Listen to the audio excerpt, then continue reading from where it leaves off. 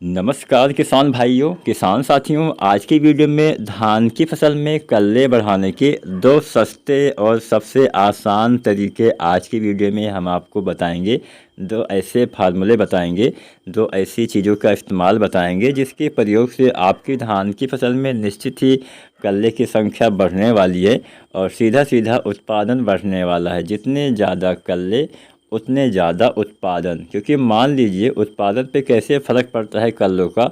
आप इस बात से भी मतलब एक आइडिया ले सकते हैं कि मान लीजिए किसी फसल में 10 कल्ले आए, मतलब किसी पौधे में 10 कल्ले आए, वहीं किसी पौधे में 20 कल्ले आ गए, तो यहाँ पे कितना असर हो गया आप ही समझ लीजिए कि अगर 10 कल्ले आए या 20 कल्ले आए तो उत्पादन भी तो उसी हिसाब से आपका बढ़ने वाला है। जितने ज़्यादा कल्ले आएंगे उतने ज़्यादा पौधे आएंगे, जितने ज़्यादा पौधे आएंगे उतनी ज़्यादा बाली आएंगी, जितनी ज़्यादा बाली आएंगी उतने ही ज़्यादा दाने आएंगे, और जितना ज़्यादा दाना उतना ज़्यादा उपज। तो ये तो बात की बात होगी। अब चलिए हम फार्मूला जान लेते हैं। तो यहाँ पे जो हम दो फार्मूले बताएंगे, पहले फार्मूले में हम माइक्रोन्यूट्रिएंट्स की पूर्ति करना आपको बताएंगे। अब ऐसा नहीं कि हाँ केवल हम जो है बेसिक खादें जो होती हैं नाइट्रोजन, फास्फोरस, पोटास वगैरह के इस्तेमाल से ही कल्ले बढ़ा सकते हैं। कई बार माइक्रोन्यूट्रिएंट्स की कमी की वजह से भी कल्ले का फुटाव कम होता है, पौधे में अच्छे से विकास नहीं हो पाता है। तो माइक्रोन्यूट्रिएंट्स का इस्तेमाल यानी जो सूक्ष्म तत्व होते हैं इनका प्रयोग आपको सही समय पे करना है, तभी कल्ले का फुटाव अच्छे से होगा। तो बहुत सस्ता फार्मूला है। वैसे तो बहुत सारी कंपनियां माइक्रोन्यूट्रिएंट्स वाली खादों का मतलब बनाती हैं, बेचती भी है, सेल करती हैं। और यहाँ पे जो हम खादें आपको बताएंगे काफ़ी कम कीमत में आपको मार्केट में आप इसको अलग अलग खरीदिए और आप एक साथ प्रयोग कर दीजिए तो बहुत ही ज़बरदस्त फ़ायदा मिलेगा। तो यहाँ पे कुल 6 चीज़ें की आपको ख़रीदारी करनी है, 6 चीज़ें आपको लेनी है, 6 खादें आप बोल सकते हैं उनको लेना है। तो पहली चीज़ आपको लेना है जिंक।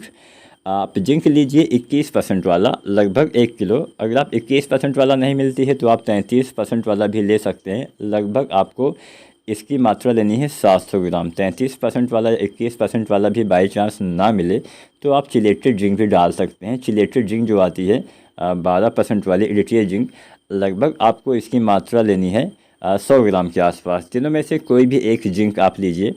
दूसरा चीज़ आप लीजिए मैग्नीशियम सल्फेट। मैग्नीशियम सल्फेट के इस्तेमाल से हरियाली, अच्छी ग्रोथ, अच्छे से प्रकाश संश्लेषण, पौधे में अच्छे से विकास को बढ़ावा देना, अच्छे कल्ले का फुटाव में मदद करना।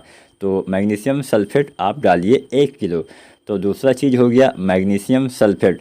तीसरी चीज़ आपको लेना है फेरस सल्फेट, जिसको हम लोहा भी बोलते हैं, आयरन बोलते हैं। तो फेरस सल्फेट आप इस्तेमाल करिए। इसके इस्तेमाल से क्लोरोफिल का निर्माण होता है जो फसल में हरियाली लाने में हेल्प करता है, जिससे प्रकाश संश्लेषण अच्छे से होता है, कल्ले अच्छे आते हैं और बहुत सारे कार्य होते हैं। डिटेल में जाएंगे तो बहुत लंबी वीडियो हो जाएगी। फिलहाल आप इतना जानिए कि हरापन, कल्ले के फुटाव में, अच्छे बेहतर विकास में जो है फेरस सल्फेट का भी जो 19% में आता है अधिक योगदान होता है। तो इसकी आपको आधा किलो मात्रा यानी 500 ग्राम मात्रा लेनी है।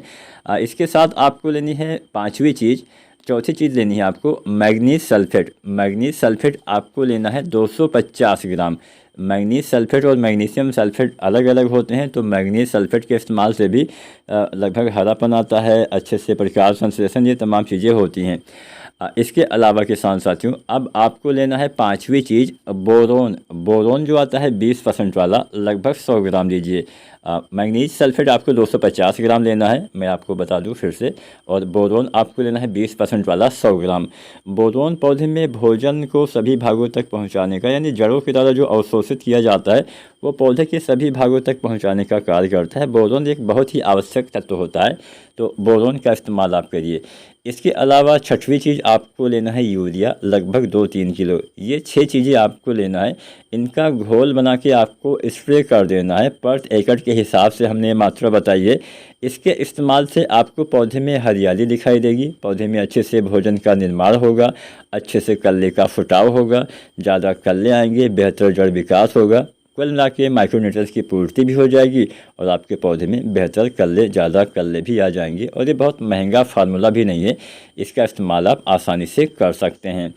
अब हम बात करते हैं दूसरा फार्मूला जो हम बताने वाले थे, जिसमें हम ह्यूमिक एसिड का इस्तेमाल करेंगे। ह्यूमिक एसिड काम क्या करता है कि आपकी मिट्टी में कुछ ऐसे तत्व होते हैं जो अघुलनशील हो जाते हैं, मतलब पौधे के लिए उपलब्ध नहीं हो पाते हैं, उनको पौधे के लिए दोबारा से उपलब्ध करवाता है। जड़ों के फुटाव में, जड़ों के विकास में द्वितीयक और तृतीयक जड़ों के जो विकास में काफ़ी हेल्प करता है। पौधे में प्रकाश संश्लेषण में, अच्छे से भोजन के निर्माण में मदद करता है। पौधे के साथ साथ मिट्टी में भी काफ़ी सुधार करता है, मिट्टी को भुरभुरा बनाता है, जिससे मिट्टी में हवा का संचार आसानी से हो पाता है, जिससे जड़ों का विकास और अच्छे से होता है। इसके अलावा जो मिट्टी में कुछ ऐसे सूक्ष्म जीव होते हैं जो हमारे मिट्टी के लिए आवश्यक होते हैं, उनकी आबादी को भी बढ़ाने का काम करता है। यानी मिट्टी में भी सुधार करता है, पीएच वैल्यू को भी सुधारता है और हमारे पौधे में अच्छे विकास में काफ़ी हेल्प करता है। तो ये जो आता है ह्यूमिक एसिड जो आता है 98% वाला, लगभग 1 किलो के आसपास आप इस्तेमाल करिए। 1 से 1.5 किलो भी आप डाल सकते हैं, पर एकड़ के हिसाब से आपको इस्तेमाल करना है।